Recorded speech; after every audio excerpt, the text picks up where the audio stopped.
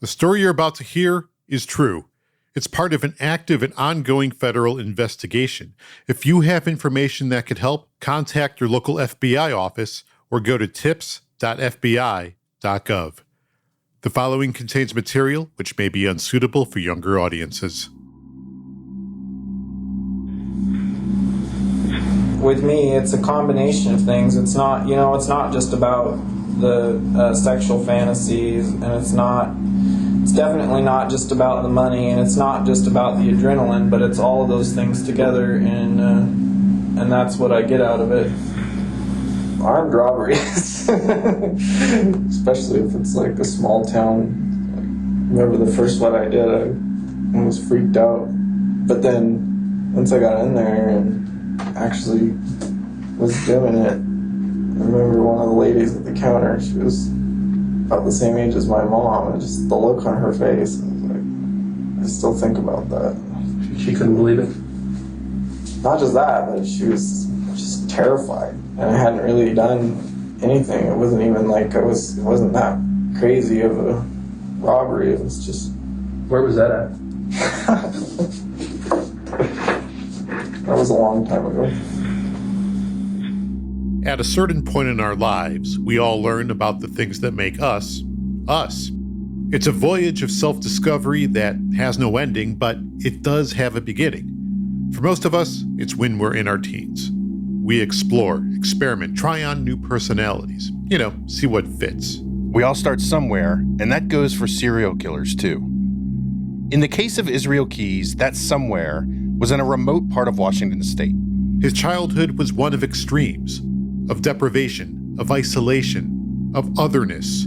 He discovered early on that he was different, and over time, he learned how and why.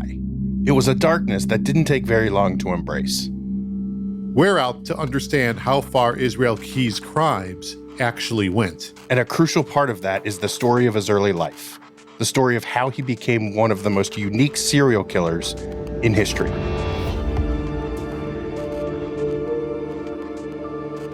We're all wired differently. Some of us are wired for good. Some of us are wired for bad. But a select few step outside of all society's boundaries. From Cold Open Media, this is Deviant, Israel Keyes.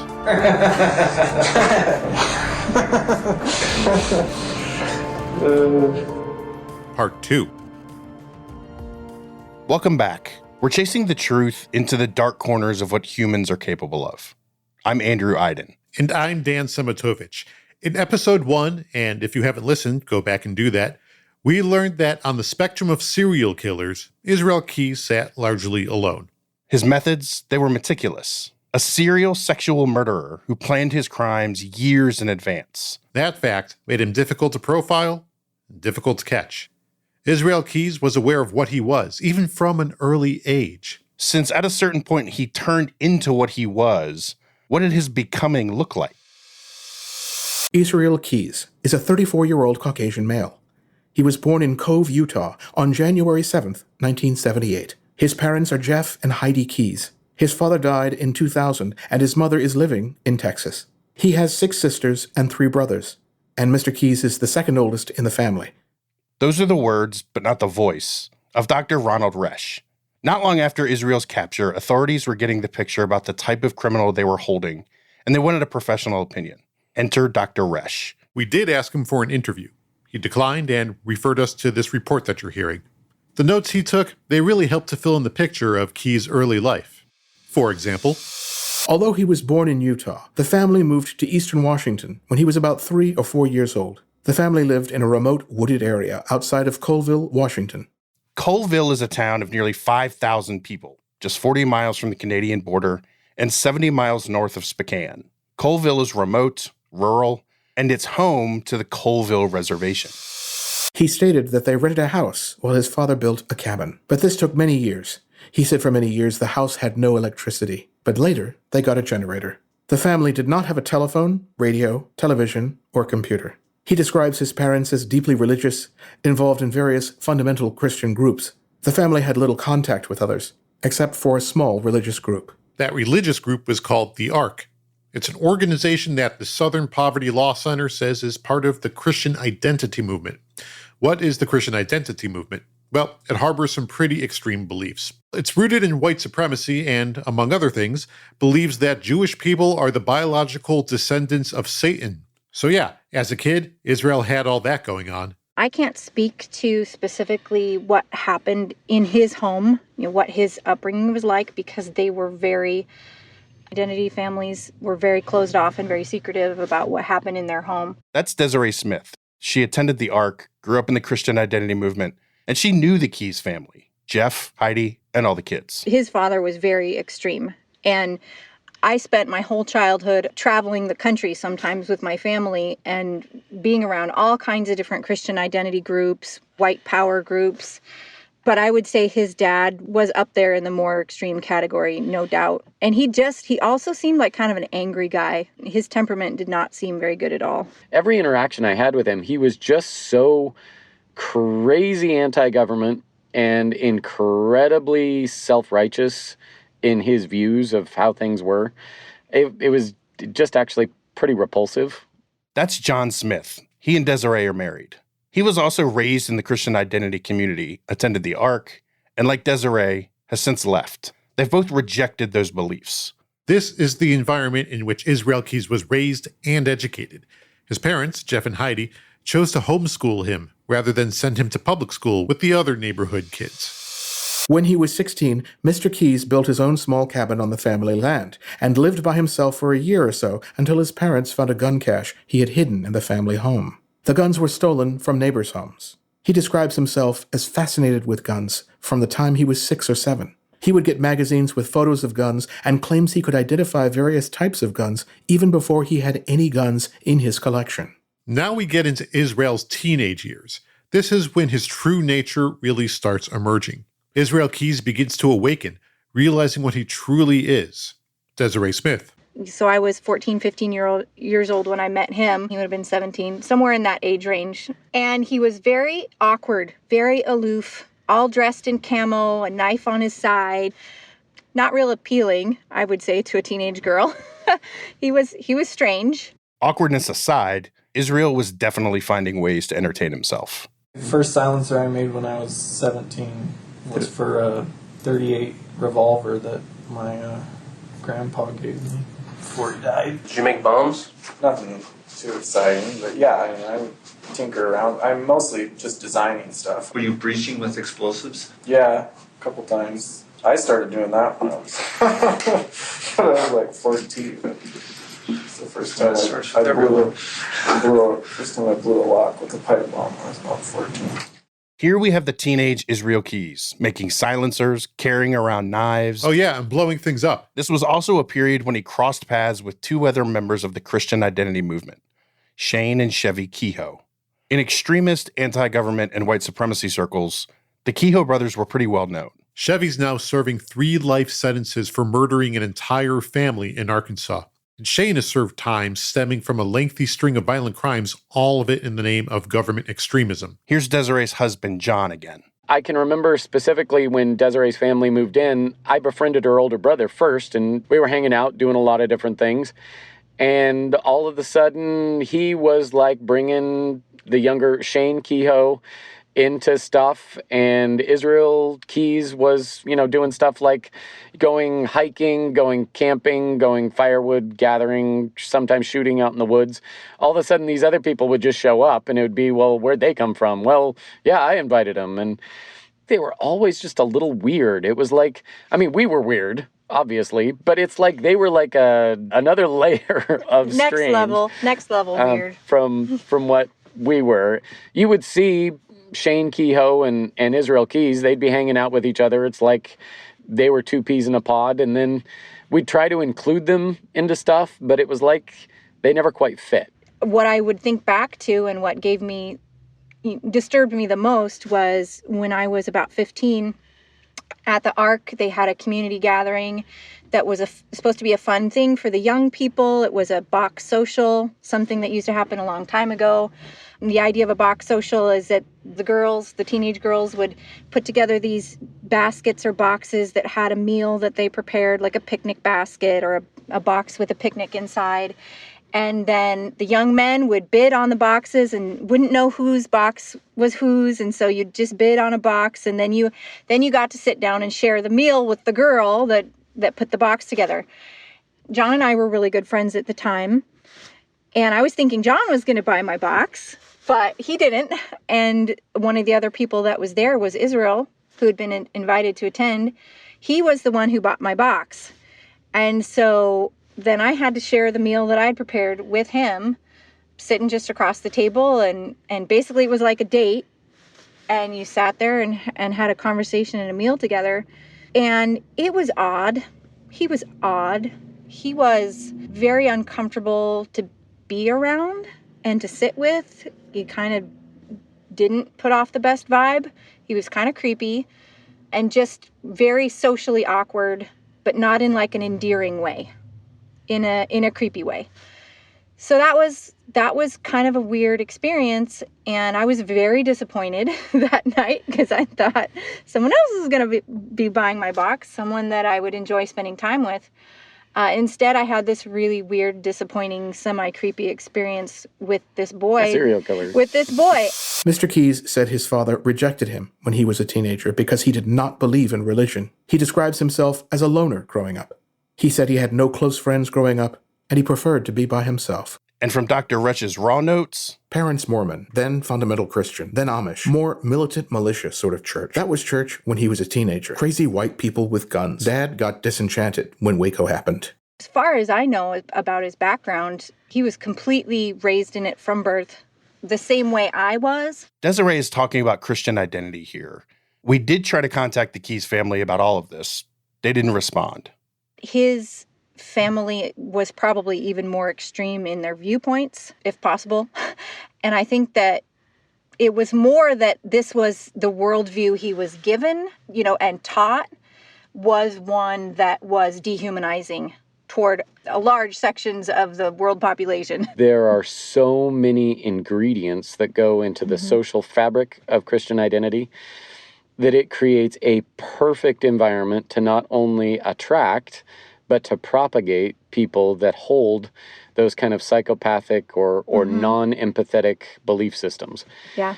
And so the anti-government aspect of it provides a safe haven for people that would raise red flags in any other environment.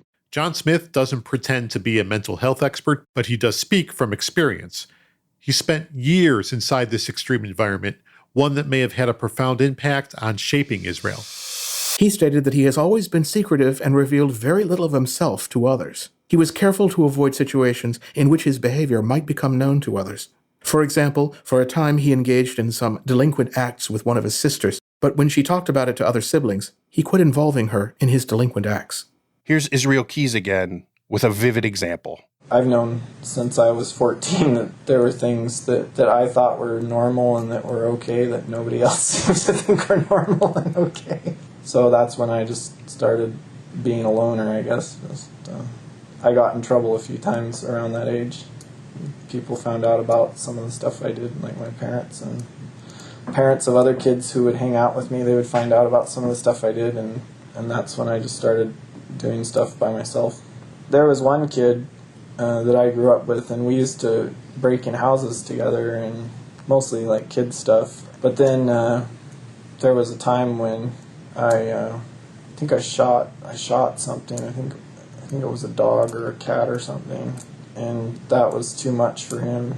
He couldn't handle it, and so after that I wouldn't do anything illegal, I guess you could say, with him. But before that, I used to carry a pistol all the time from the time I was about 14. I mean, by the time I was 14, I was basically the same size I am now. I didn't really look 14, and so I could get away with, like, the guns I took from houses I broke into, I could get away with selling them, without anybody knowing about it, without my parents knowing about it. And so I had a lot of guns, and I would always carry a gun. And when I was 14, there were some friends staying with us, and there was a cat of ours that was always getting into the trash. It was my sister's cat, and I told her at the time, I was like, if that cat gets into the trash again, I'm going to kill it.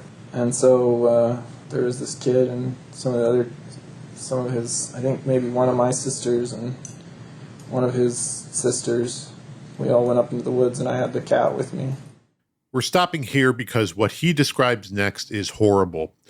Many serial killers do very bad things to animals before they shift their attention to humans. This was a very bad thing. Personally, I don't like hearing about this stuff. I'm pretty sure you wouldn't either, so we're just going to fast forward a few minutes here. The point is, at this time in his life, he was absolutely fine with having an audience. Let's pick up with what happened after. Then I looked over at everybody else, and the kid who was about my age was with me. He was throwing up. Like, he was, like, really, I don't know, traumatized, I guess you would say. And he told his dad about it, and then of course his dad talked to my parents about it, and that was pretty much the last time anybody went in the woods with me. I learned my lesson from that. And the lesson he learned was discretion. He realized that the things he was into, the truest parts of his nature, those things were alien to others. From that moment forward, he learned to keep the darkest parts of himself a deeply buried secret. He also stated that he would not drink alcohol with any of his siblings out of fear he would reveal something. There is no one who knows me, or who has ever known me, who knows anything about me, really. They're going to tell you something that does not line up with anything I tell you, because I'm two different people, basically. And the only person who knows about what I'm telling you, the kind of things I'm telling you, is me. Of all the people that we were around as teenagers and young people, if you would ask us, okay, who most likely to become a serial killer, in the yearbook, he would have been at the top of the list, honestly. It wasn't a situation of, oh my goodness, who would have known? It was more like, oh my gosh, wow, yeah. That actually is not as surprising as it should be. Later in life, when I found out he became a killer, it disturbed me partly because I thought to myself, literally, I could have been a victim. If we had had any more interactions and he started being that person and doing those things, I was actually in danger. And it's just a really strange feeling for someone to have. His secretive behavior and avoidance of close personal relationships continued into his adulthood. He stated that his girlfriend at the time of his arrest had no knowledge of his criminal activities and that he did not talk about anything of a personal nature with her. He stated that there are two sides to him, but that people only know one side. He did not have any other arrests prior to his current arrest on charges of kidnapping and murder.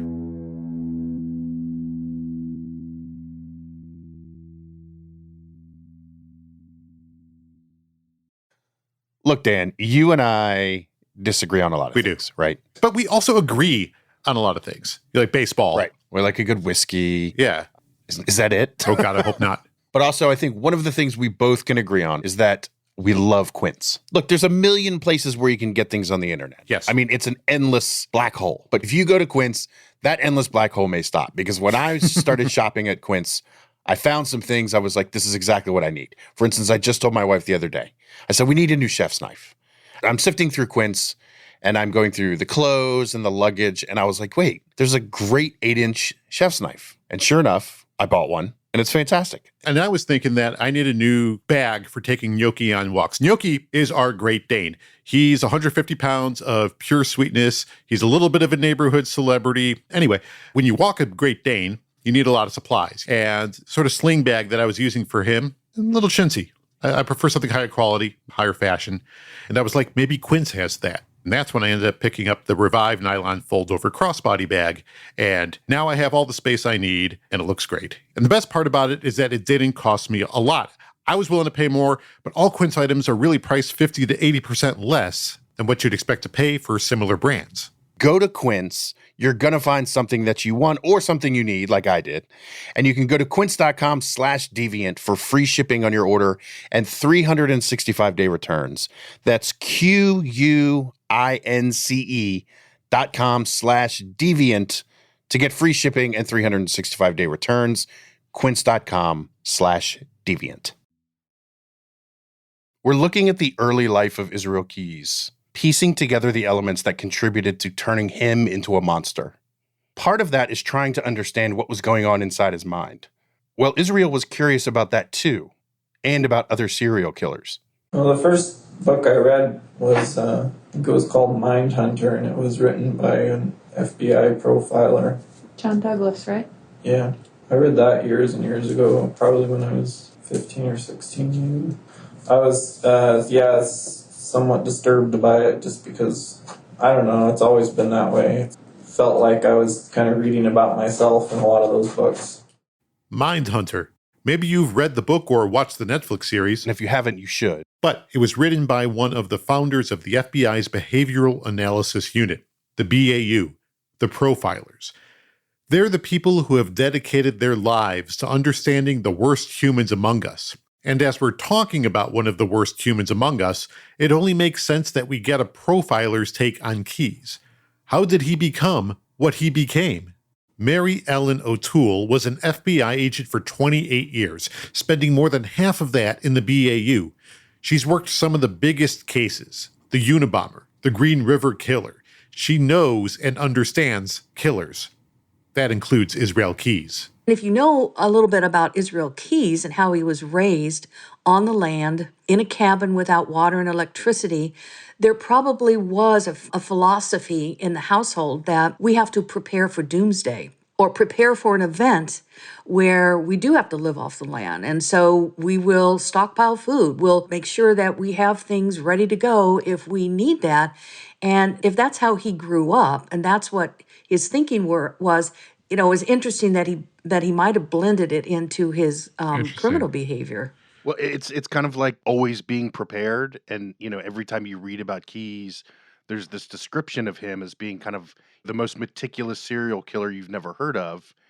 You make a valid point of he grew up in an environment where meticulous preparation was probably a large part of their lives.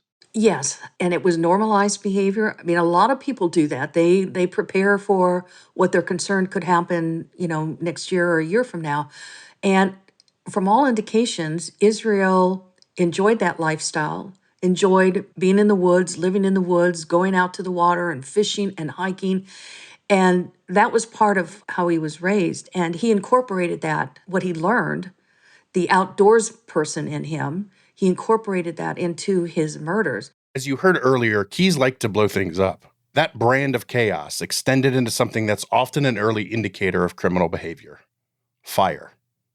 He liked to watch things burn. So I was about the same age, 14, 15. I mean, I had, pyromaniac 3 years. No, something you weren't supposed to burn down. Besides my eyebrows. Yes. If I found old buildings and stuff that I thought I could get away with burning without anyone worrying too much about it. I mean, that's almost like a public service. Doing them a favor. Mary Ellen has some thoughts about that. Well, the arson in a crime, if it's part of an ongoing, multiple layered crime, again, it's not necessary. You can hide evidence, you can clean up evidence, you don't have to burn a house down. But the idea of an entire house burning to the ground, it's exciting. And we know that, not all, but we know that a lot of arsonists come back and watch the fire that they've set. They like to see what the response is. They like to see what happens. And that becomes emotionally charging for them. It's something that's actually very enjoyable. Again, looking at the motivation behind doing that, was it utilitarian? Yes, because it could have destroyed evidence.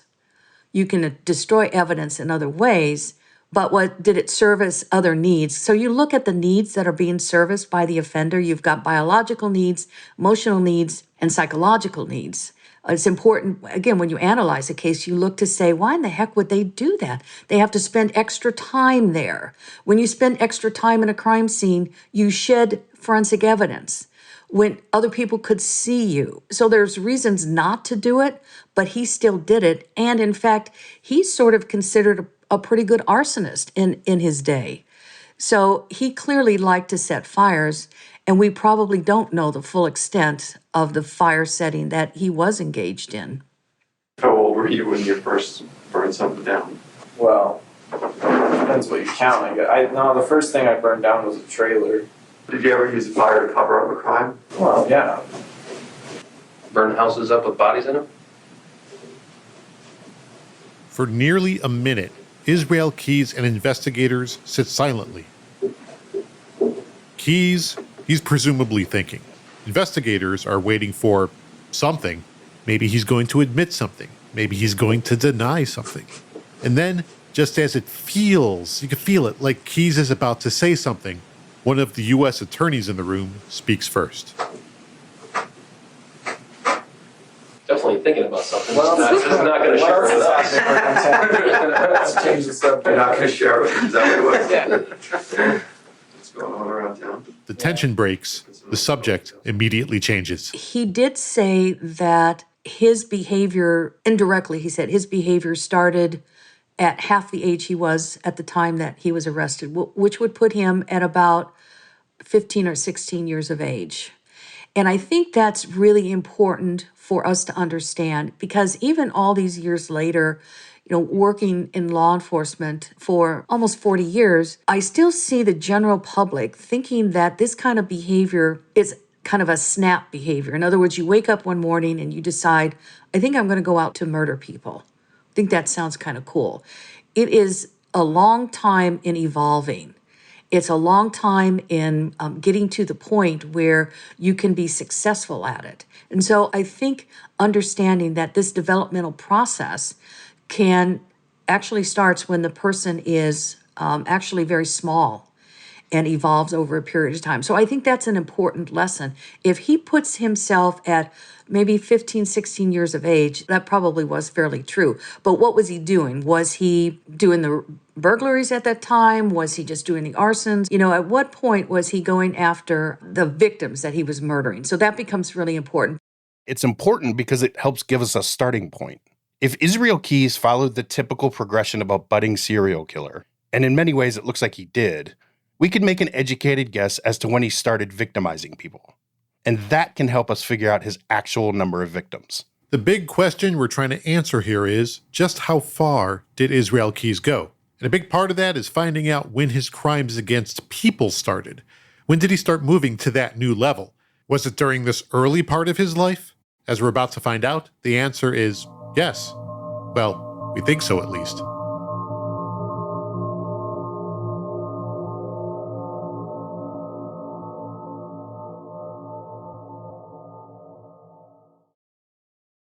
We're looking at Israel Keyes through two different lenses. In the first part of this episode, we heard about some of the things other people could see, the external view. It's pretty disturbing. And that's the stuff he didn't hide. So what exactly did he hide? What were his first major crimes? That's unclear. And that brings us back to that trail of maybes we mentioned in the last episode. So let's see if we can piece some of this together. For a few months in the summer of 1997, Israel Keyes lived near Maupin, Oregon, not far from Bend. So did you get away with something there? Yeah, never even got reported. Winding around Maupin is the Deschutes River. That entire area of Oregon is a popular choice for people looking to spend a nice, relaxing summer. I was working on this house for my dad, and there was this river that was near the house. There was a lot of people would go down there. A pretty remote area, but there were beaches and stuff along the river where people would go and hang out.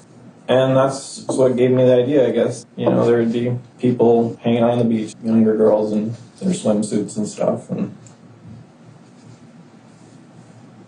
she was out on the river. It's like a river you can float down. Like people would do it on inner tubes and stuff. And I was just hanging out at this more remote spot. She was like the last one in her group. And I just grabbed her and pulled her into the shore. Keyes moves her into an outdoor bathroom, the kind you find on nature trails or in forest preserves. And he sexually assaults her. What he does is terrifying, horrific, and traumatic. Was that the first time you sexually assaulted somebody? Depends what your definition is. Was that the first time you had sex with somebody against their will? No, but that was the first time I took it to that level. Had someone tied up, was ready to actually do that. Yeah. What did that feel like? I had it all planned out. It was, that was my intention. After I killed whoever I was waiting for someone who was pretty small because I was going to dump them down in the tank. It was a really dark tank. They probably wouldn't have been found for a year or something. Did you visit that bathroom beforehand? You checked it out? Oh yeah, I knew that whole river. So what do you think stopped you from taking it to that level? She was just really scared and kept saying she wasn't going to tell anybody. And yeah, I don't know. I almost did. Had you thought about how you were going to do it if you did it? Yeah, I was going to strangle her. Do you remember anything that she said to you that stuck in your mind?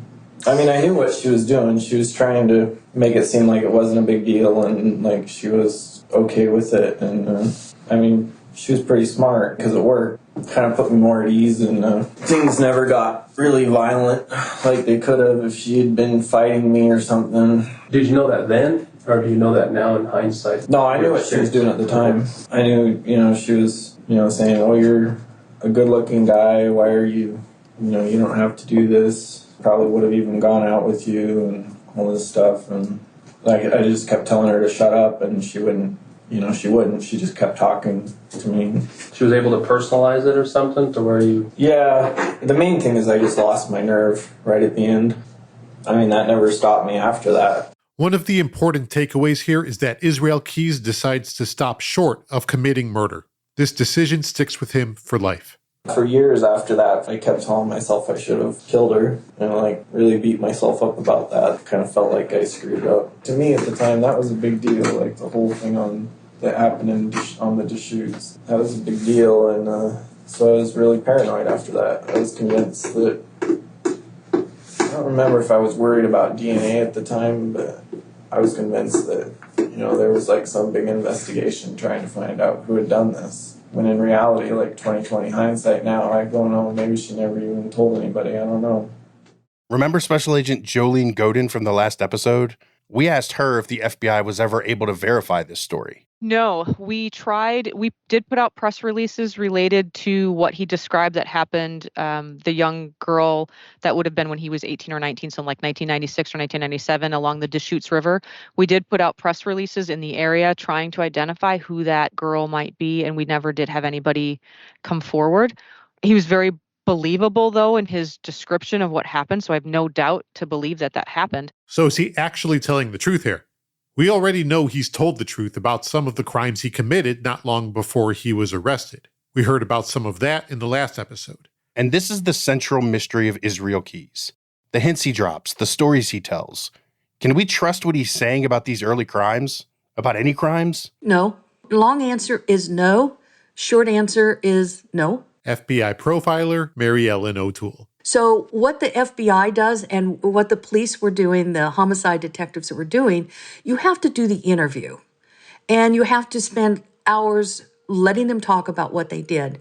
But then what those detectives and agents did, they went out and they verified. I saw in the FBI files that are public documents that leads were sent all over the United States to different field offices to corroborate what he said. So they don't take someone like that at face value. They attempt to corroborate. Did you have a missing person here? Did you have a missing person, more missing people in Texas or Vermont or Maine? And so they were verifying what he said. They did not take him at face value. We also asked Special Agent Godin. Sure, I think it was definitely both, because that was what he wanted, was to be kind of known as a serial killer. But let's go back to our core question. Just how far did Israel Keyes go? How many people did he actually kill? Well, certainly you'd want to verify that there were 11 victims. I would never take his word for it. We learned in the first episode that Israel Keyes was a unique serial killer, something new that we still struggle to understand. And in this episode, we got a sense of how self-aware he was. He embraced his deviance, learned about it, nurtured it, cherished it. He was calculating in what he said and did, and to this point, we know about 3 murders he definitely committed: Bill and Lorraine Currier and Samantha Koenig. And on our trail of maybes, we now know about at least one additional potential victim. Did Israel Keyes abduct and sexually assault a girl in Oregon? Did he sexually assault other people? Whatever the full truth is, Israel Keyes' criminal life started in his early teens in the mountains of Colville, and it ended on a spring afternoon in 2012 in the parking lot of a roadside hotel in Lufkin, Texas. How you doing? Good. I'm with Highway Patrol. The reason we stopped is kind of down there looking around. Where are you from? I'm from Alaska. What you doing down this way? Visiting family. Came down for a wedding. Oh, yeah. Where you headed? Back up to see my family. The years between his life in Colville and his arrest in Texas contain some of the biggest mysteries of this story.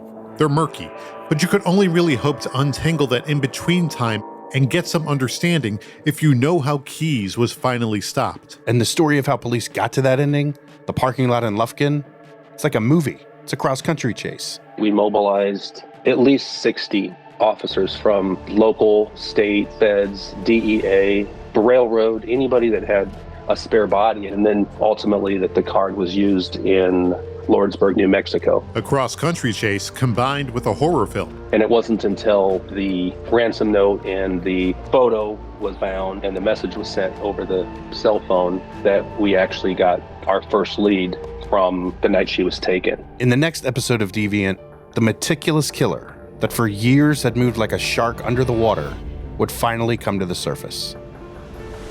Until next time, thanks for listening. Deviant is written, produced, and executive produced by Clark Goldband, Dan Szematowicz, and me, Andrew Iden. Original scoring by Shuvo Sir, editorial and production consultation from Jenny Ament, and voice acting from Damon Lazara. Sales, marketing, and distribution is from our friends at Gemini 13.